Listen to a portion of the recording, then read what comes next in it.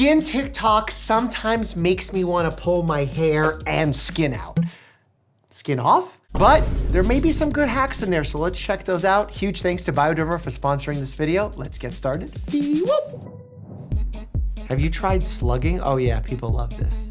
Yep, people love it. It's actually one of the more benign treatments that I've seen on the TikTok sphere. You can certainly overdo it, but the value here is using a petroleum-based jelly and applying it to your skin, especially during winter time. If you have really, really dry skin, it is essentially a occlusive type of jelly where it blocks dryness, so it blocks evaporation of fluids from your skin, keeps it more moist. Just remember, a little goes a long way. Don't overdo it, and make sure if you're doing this in the middle, like at night while you're sleeping, you wake up and you wash it off first thing in the morning.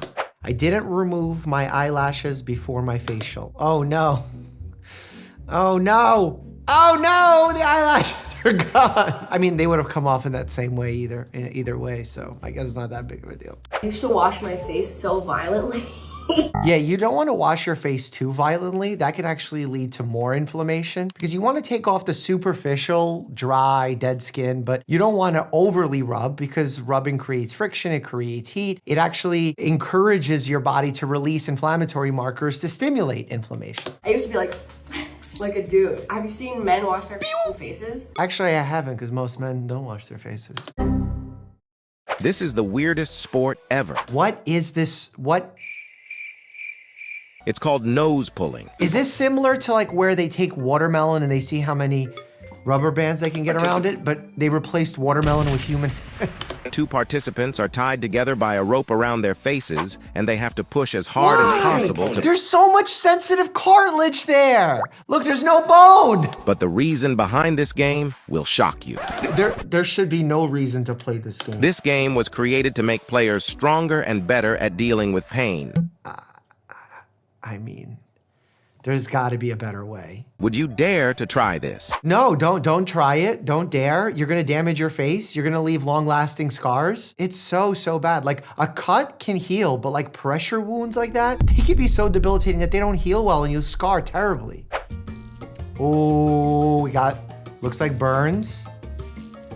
Looks like pretty significant. Oh, it's a sunburn. Oh, I could feel the pain through the screen. You know, putting that saran wrap, the cling plastic, actually could be beneficial as long as you do it after you run cool water over a burn. Some of the best wound centers in the world actually do that. They tell you to run cold water. Running cold water, not just putting cold water on it, smart, because then the water continues decreasing the temperature and removing the heat from the area. You don't want to put ice. You don't want to go from one extreme to another extreme because ice can also damage skin tissue. And then actually covering your skin with that kind of saran wrap protects the superficial nerve fibers that actually cause pain, and you feel pain because they're uncovered. But if you cover them with that saran wrap, that could decrease some of that pain. Don't keep it occluded long term and allow it to breathe every now and then, and obviously discuss with your doctor, but it is something that is recommended in some wound centers.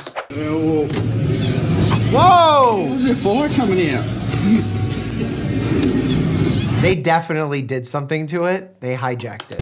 That's some serious hand sanitizer. That's not how hand sanitizer is supposed to work. Although proper hand sanitizer has an alcohol content higher than 70%, and in those situations, it is highly flammable. When everyone tells you you're glowing during pregnancy, wait, it turns out that it was jaundice from liver failure. All right, for those who don't know, you could actually turn yellow. Skin does turn yellow, and jaundice is the medical term for that. And it's not just the skin, notice it's also the whites of her eyes. This happens for usually one of a few reasons. Most commonly, it's some kind of excess breakdown of red blood cells, and bilirubin, the breakdown product of that, starts building up and actually seeping into the subcutaneous tissue. Another way it can happen is if the liver starts failing due to a virus, due to a blockage, due to some direct liver injury. Curious what happened in this case. Okay, I see an NG tube, which means that they're sucking contents out of her stomach, which could be to prep her for emergent surgery, or in unique cases, jaundice can be caused by issues not just with the liver, but also the gallbladder and or the pancreas. Do we know what? We don't know. Okay, I guess we don't know. I wonder, with pregnancy, most common cause? Interesting. Acute hepatitis, specifically viral hepatitis. Interesting. BTS versus the shots. The flex is real. Oh, Maybe some skin discoloration? Okay. All right, this is some kind of nevoid syndrome. When we say nevoid, these are like melanosis, melanotic spots where you have excess melanin production. And now in a lot of cases, this could be benign, and it's important to work with the dermatologist just to confirm that. It happens really early, like right after birth, and then it continues, but then it stops. It really depends on which specific condition it is. Did you know if you mix baking soda with honey and apple cider vinegar, You get a super potion! mix it until it's like a paste, and boom, you got the best homemade natural remedy for pimples. Just put some on your finger. I feel like people are just putting anything on pimples now. You got some oil? Put it on me. You got some apple cider vinegar, honey, baking soda? Throw it on my face. Leave it on overnight and it'll disappear. Or use benzoyl peroxide, which is a medically approved treatment for pimples, and it will also work a huge majority of the time.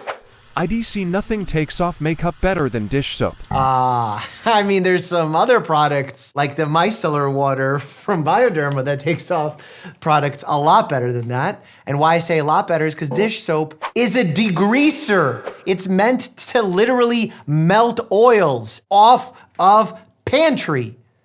You are not pantry. Your face is meant to have some oil. Oh man, oil is protective for your face. You don't want to completely like dry it out beyond belief. Otherwise, see, the problem with humans, and it's not really a problem, it's actually a beautiful situation with humans, where you need a good balance of things. Like, it's not about having acidic pH or basic pH, it's just having the right amount. It's not about having no oil in your face or too much oil in your face. It's about that right balance. When you use dish soap, you throw that balance out of whack. Actually, this is the perfect opportunity to discuss my long-standing partner, Bioderma, who makes the micellar water makeup remover I just mentioned. You see, Bioderma created micellar water in the 90s and basically invented an entirely new category of skincare products. It was originally intended for dermatologists, but it became a cult favorite amongst makeup artists who realized how good it was at removing makeup without irritating the skin. Here's how it works. The creation of the micellar technology is inspired by the actual lipids or fats found in the skin. It works with your skin to preserve its natural protective film, therefore decreasing the chance of irritation. Bioderma even goes a step further and has a selection of products targeted at different skin types, as all skin is not the same. So whether you have sensitive, dehydrated, or oily skin, there's a product made ideally for you. Although I rarely need makeup to remove, unless I'm on TV or something, for those who do, this is the product to get the job done and to decrease irritation in the process. For more on Bioderma and their other evidence-based skincare products, visit their website by clicking the link down below and follow them on your social channels for skincare tips and tricks that actually make a difference. All right, let's get back to the video. Paul Kerrison wasn't always blue, but in 1993, he saw an ad in a magazine Oh no, is this colloidal silver? for a colloidal silver generator. No. Paul figured it could probably cure his acid reflux if he drank it, so he drank 10 ounces a day. Oh my God, this actually is real. Drinking enough colloidal silver can turn you blue. He then began to suffer from a serious case of dermatitis and figured colloidal silver could cure that too, so he began rubbing it on his skin. Your eyes can even turn blue. Paul finally realized he had turned himself blue. Look, there are no medical uses for colloidal silver. The National Institute of Health has this website for complementary and integrative research where they try and find unique avenues for natural remedies to be incorporated into evidence-based medicine. And even on their website, they're like, nope, dangerous, no reported medical uses, do not use. So please, please don't do this kind of stuff. Lost boy returns. Oh, to this is the village fake with thing. 1,000 This is ticks. so fake. I've seen this. These are literally beans. These are not ticks. No, this is BS. You could see the adhesive. These ticks, and that's first of all not even how you remove ticks. Here's a proper diagram from the CDC. You want to try and remove them straight out and grab as close as you can to the skin. The most important thing when it comes to ticks is limiting the amount of time that they stay attached. It really takes like about 36 hours for a tick to be attached and for it to have the bacteria that causes Lyme disease to be transferred, because actually that bacteria lives in the gut of the tick. So it actually starts needing to salivate and percolate your blood through it in order for it to infect you with it. So getting it off as quickly as possible is important. Seeing your doctor. Some people ask if they should test what tick it is, and there's some labs that do this. Bring it with you if you have it to your doctor's visit. We can identify if it's the type of tick that actually spreads Lyme disease. This is what happens when you go to a dirty barber that doesn't clean their tools. That's called tinea capitis. That does happen. You get ringworm all over your head. Ringworm is kind of a catch-all term. Really, the way we name these conditions is based on the body part, and usually the type of fungus that's involved is the type of tinea. So if you have tinea on the head, tinea capitis. If you have on the body, tinea corporis. If you have it in your groin, it's tinea cruris. We have specific antifungal shampoos and creams for these things. If you step on a rusty nail, you'll get tetanus. You won't definitely get tetanus. And first of all, I hope you have work-safe shoes that actually prevent that from happening. And die. To prevent this, whenever you see a rusty nail sticking out of a board, you will die. I hope not. With the nail removed, we can reinsert a new clean nail back into the board. But then you don't need to flip it over. Now, so we can safely step on this nail and not have to worry about getting tetanus. No, we get tetanus shots as a prevention for this. The way we treat patients that come in with what we call a dirty wound that is tetanus susceptible is to make sure their vaccine is up to date. Sometimes we use the immune globulin of tetanus. It's really depending on what the wound looks like and how long it's been since your last vaccination. If you have herpes of any flavor, I didn't know herpes came in flavors. He talks about it like a soft drink. or if you have shingles or chickenpox, these are lipid-encapsulated viruses, and a synthetic oil antioxidant called BHT that you can buy for pennies on the dollar will absolutely fix all of these. Unfortunately, no, it won't, because it's an internal problem. Because it blocks viruses' ability to replicate. So again, you take something that happens in a petri dish and you think that it works in humans, but that's not how life or science work. That's like saying, look, fire disinfects bacteria in a petri dish. Yes. Do I want to swallow fire when I have a sore throat? No, right? That's not how it works. Use peppermint oil if you have a headache. Use tea tree oil if you have acne. Okay, look. I'm gonna let him finish. Use rosemary oil if you have hair loss. Hair loss? Use orange oil if you want to clean your house. Use clary sage if you want to relax. Clear the spirits.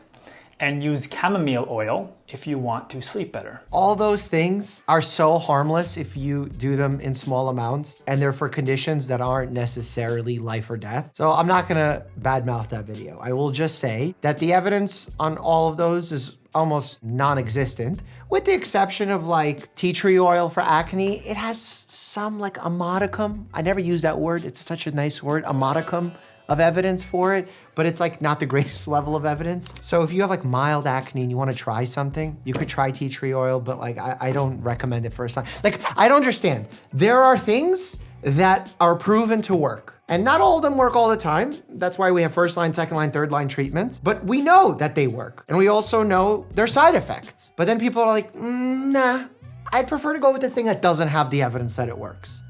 Why? Why? Ooh, bad thing about woodworking. Ooh, splinter. Oh, I feel it. I feel a splinter coming.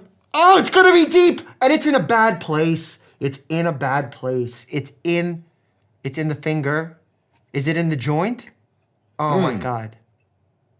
That's a good one. Oh, the angle. Oh yeah. Oh man, I would not have done this myself. I would have went to an ER and had a hand surgeon look at this. There's too many vital organs there. Nerves, tendons, tendon sheaths. The joint can get infected. You get a septic arthritis. Oh boy. Wow, that didn't feel good at all. No, it didn't. Not for me either. God, and his hands are still dirty. At least wash your hands before you do it. Urine is the #1 anti-aging resource as far as I'm concerned. Urea is the only clinically proven skin moisturizer in the world. What? Thank you for showing me his name. I'd be more interested with an arrow and where this knowledge is coming from. Urea is urine. Your skin looks amazing. First of all, urea is not urine. Urea is in urine. It absorbs right away. Any objection would be, is your face gonna smell? You can smell my face. Prefer not to. You can wash it off after 10 minutes, but you don't need to. Because it doesn't do anything. Because it's already absorbed. It's literally a waste product, and he's like, put it on your face. Look, fetish is an okay human thing, but don't make it out to be medical advice. I'm gonna do a sea exfoliant scrub, hold on. So I'm taking sand and salt water and just Oh, that's a little aggressive. Scrub it all over the face. The sand is made of quartz and minerals, so I just feel like, I don't know, I feel like it's good for you. Nothing terrible is gonna come as a result of that, probably. I mean, I don't know what kind of bacteria is floating on in that ocean, because there are some pretty savage bacteria out there, like Google Vibrio vulnificus. Well, maybe don't, because that's gonna freak you out. But we have products for this. Here's the dark side of cosmetic procedures done at med spas. Click here to check that out to hear Bia's story, and as always, stay happy and healthy.